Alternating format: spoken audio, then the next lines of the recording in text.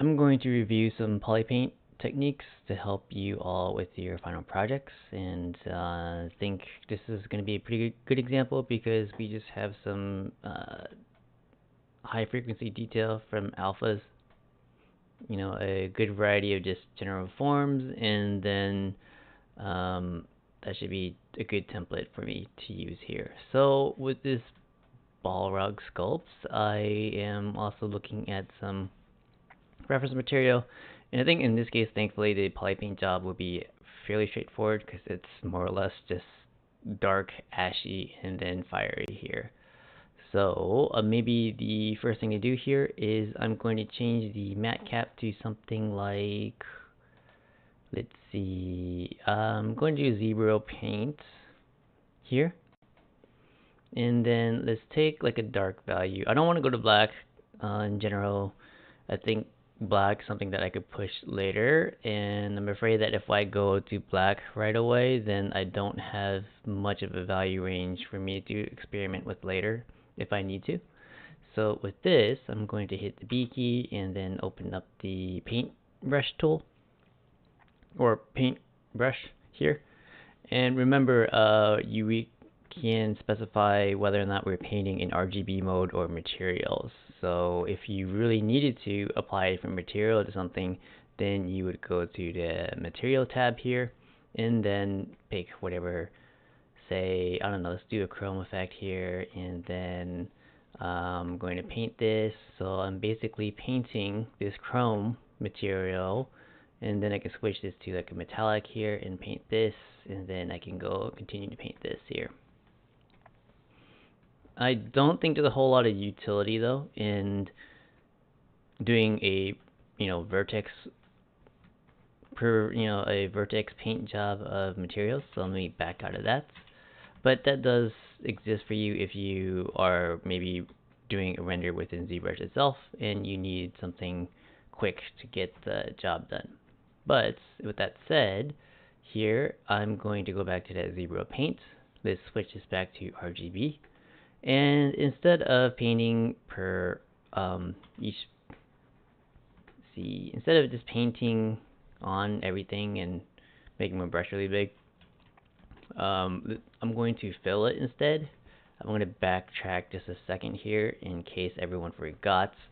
If you look at the subtool menu, by default you'll just get an icon like these two spheres as a highlighted icon, and then the eye because the subtool is visible.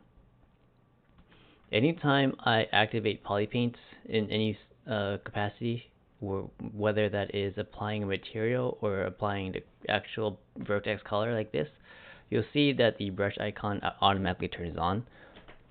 I can manually turn it on and off myself, but if I turn it on by myself and then I don't do anything with it, then it's basically going to kind of assume that you are trying to apply like a material, any material that you have selected, and then the color white. So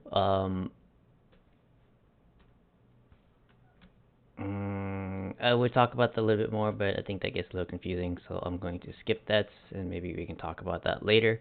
So instead, let me go back to my original topic, which was filling this completely with this dark gray color here. And I will go up to the color menu here, and I'll hit fill objects, and then here we go. I have this subtool, and it's completely gray. And maybe you know what? I'll take it a little higher value, just so I can push the values here in my painting job a little bit better. I'll go back to color. I'll go fill objects, and then I'm going to take this value down. And then if I go to solo mode, maybe I'll just paint like a gradient, like a darker gradient. Most of you should know by now that I'm a huge fan of painting gradients on everything. That's usually, maybe it's just a carryover of all the different projects I've worked on, but this is the way I typically do things. The gradient idea is nice because it helps direct the eye. It helps ground things, and it just brings more contrast to the areas of focus. Areas of focus typically being towards the head, so kind of upwards higher on the model, and then as your eye kind of trails off as you look down, then you'll get a little bit less of that. So I'll do something like this here. And I think though the majority of what I want to talk about though is going to be within this masking menu here on the right. The masking menu is a very powerful, has a very powerful set of tools for you to use within ZBrush here. For instance, I can take say mask by AO, and then I'm going to hit the mask ambient occlusion button, let it calculate its thing,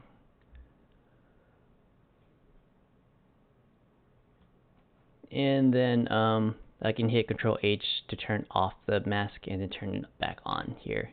So you can see that it basically tried to do like a very, as what AO typically does, like that kind of diffuse ambient lighting. I'm going to use that though to help direct my Polypaint here. So I'll invert that by control left clicking off of my model. I'll hit Control H to hide my selection, and then I could conceivably fill object here. We could continue to paint a little bit more. So basically, it's not quite all the cracks, but it's the sort of like the contact shadow parts of my model here. If it's too much, that's not a big deal. We can color sample and then paint back. Maybe if I really want to make this a little bit more interesting, then I will color sample that, and maybe we'll shift this to a cooler color here, and then desaturate this. Actually, cooler would be this way. And then maybe I'll invert my mask, control click off of it, and then I can kind of brush on. Let's just make it literally more of a cool here. I'm not sure how much of this I actually want to do, because again, this is like a dark ashy character, and a lot of this I think I can fake once we composite everything inside of Photoshop. But just for the sake of example and just trying to help you push your color in your Polypaint a little bit more, I'm just going to do this here for a little bit here. I mean, I'm not a huge fan of what I'm doing, so I'm going to deselect everything, and let's just sample back down my original color here. It's something like this, and I'll take the RGB intensity just so I am not as heavy-handed in my color application here, and I'll just again keep brushing.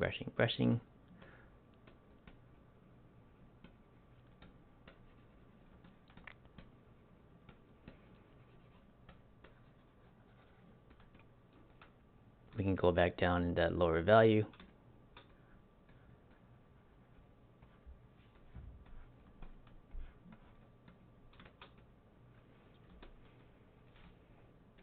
I can turn off solo mode, and perhaps I'll apply this to the head as well. So I'll fill this object here.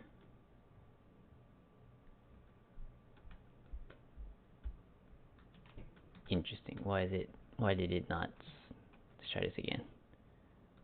Oh, okay. So it's filling it with that lower intensity, so it's not going to do a full fill. So let me push the RGB intensity slider back up, and then we can resume painting as usual.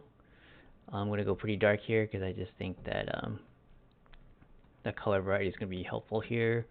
And then I can do the same thing. I can mask my ambient occlusion, for instance, and maybe invert that, and I'll hide this selection, and it's a little bit like putting the ink wash down on a miniature.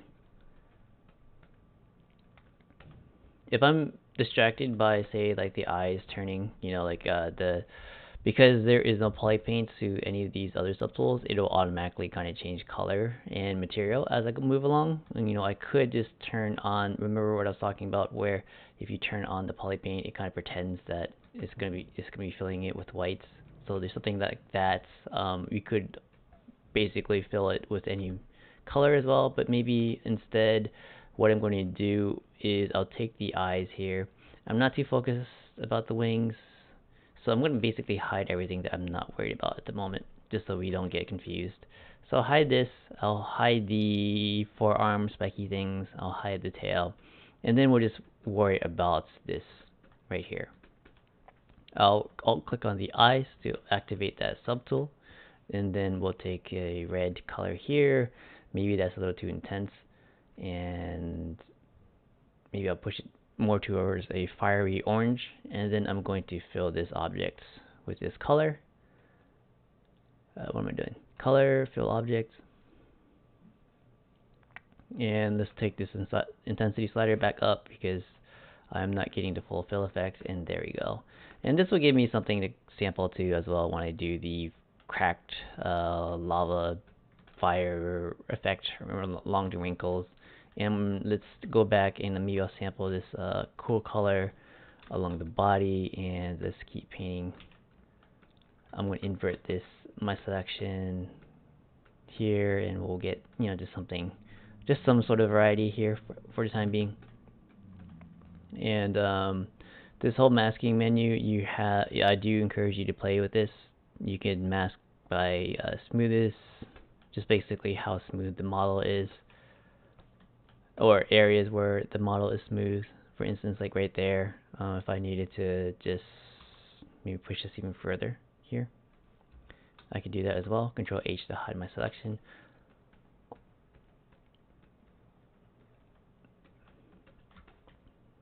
I can take this smoothness here, right? So this should be a little bit better of a representation, because you can see where there hasn't been as many alphas in the Polypaint job here so far. We can undo this, or we can hide my selection or clear my selection and kind of move on with everything else.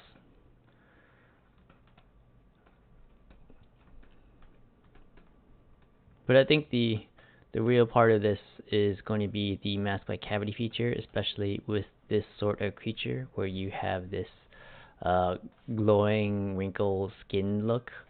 I mean, mask by peaks and valleys is kind of interesting too. We could do that just to see here.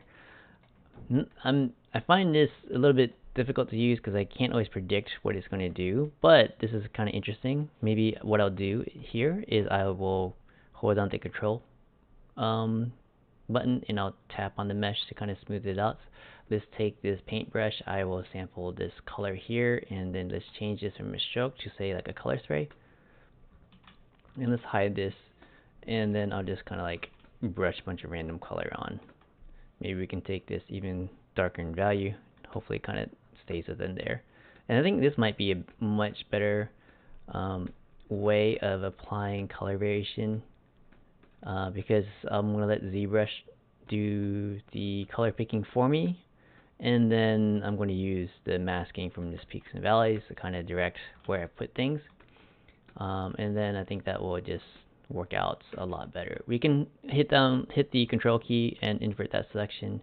I'll hide this again, and then maybe do another pass on top of it here. And I think I like this a lot better, because then it gives me color variation, but I'm not straying too far from, or at least I don't think usually I'm straying too far here. And then maybe we'll do the same exact thing with the head. I'll do the mask peaks by valleys. Feel free to change these values. Quite honestly, I'm not entirely sure what they do. PV range, maybe this is just like what it considers a peak in a valley. So what is it, like if I do a range of 37, I think it just does less, or it's like increasing the tolerance on your magic wand in Photoshop. I'm going to tap on the mesh a few times to kind of soften that a little bit, and then we'll go ahead and add some more color variation, just like this. And maybe I'll even take this even lower, and I think the horns in particular, we can go pretty dark here.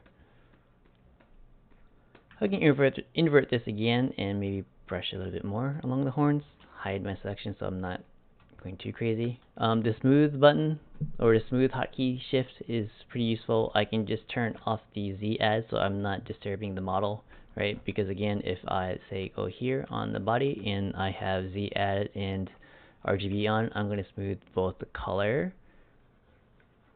and then the detail as well. So let's turn that off, and then that'll let me just, oops, turn that off. Hold down shift and turn off the add, and then I'm just free to basically smooth the RGB colors that I've put down.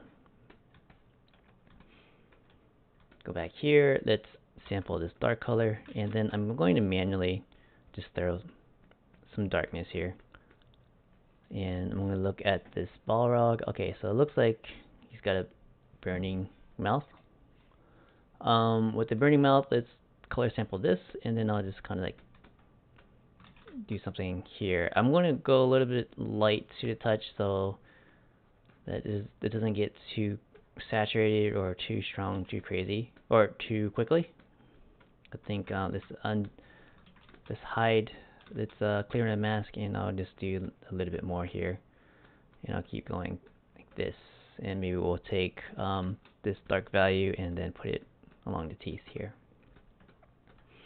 to possibly push this value, these values, in a stronger direction. I'm going to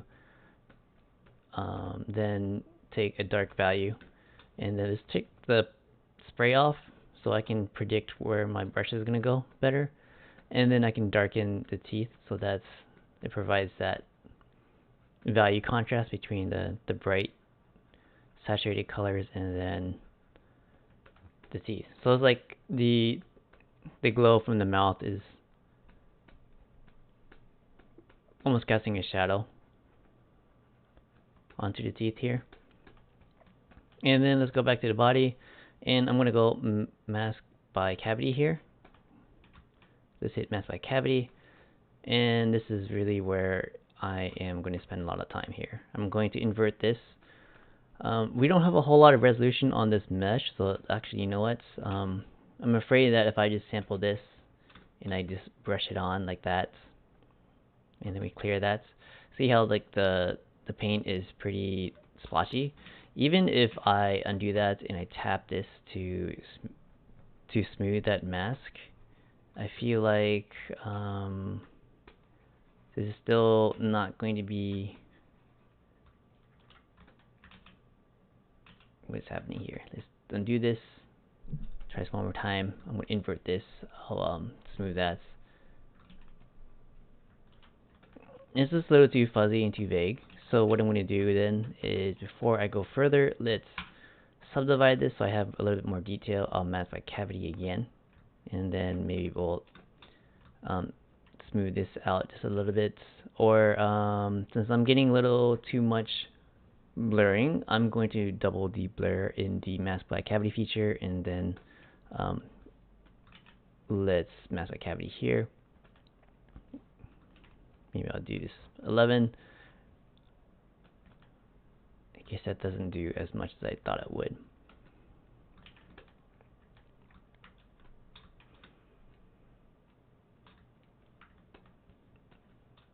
Alright, so I'm going to smooth that, and then we can hide this, and then I can get that cracked look. Maybe we'll go back to color spray, see what this gives us. So I get a little bit of yellows too, as well as the oranges.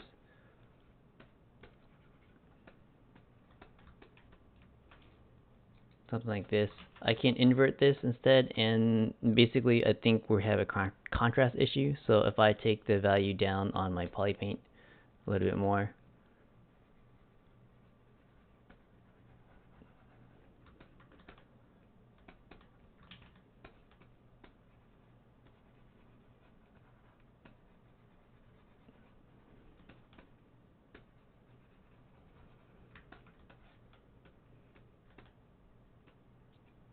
and something like this. So, I do think on this model, I know you're not done with the alpha stamping, and just based off of what I've done here, I do think you might want to consider going a little larger scale so that this process is slightly easier.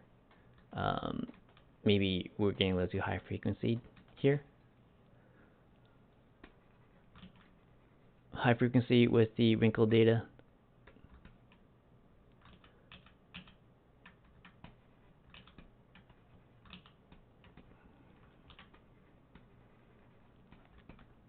And I'm going to cool this down. Maybe to help the contrast too, we can go a little bit cooler on the dark, the black values, the ashy value, and then if we invert this again, and then I go a little bit warmer on the fire side, and that should kind of help.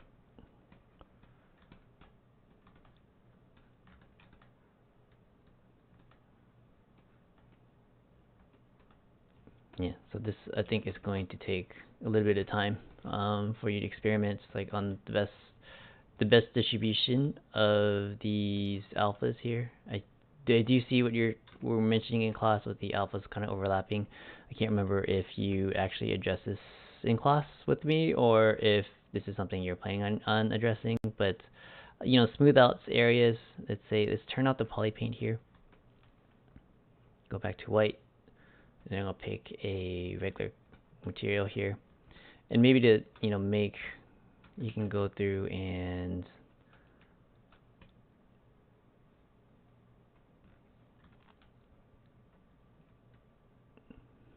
smooth a lot of this out here.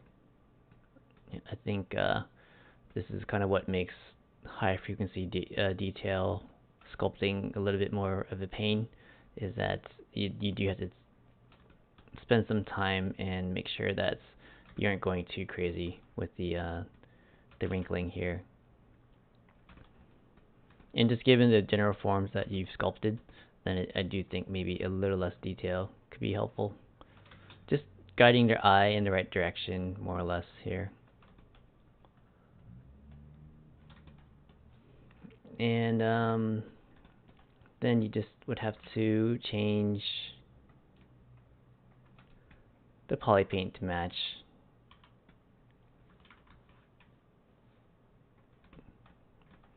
But yeah, I hope you get the idea from this example, and I'll go back to that zebra paint thing so you can see what I did here. I think overall, maybe you'd have to spend a little bit more time on the wrinkles to get this to look good. So the paint job I did right before this, I think was actually looking a lot stronger. But play with these extra ZBrush tools, and then I think that'll just help you out a lot. Cool.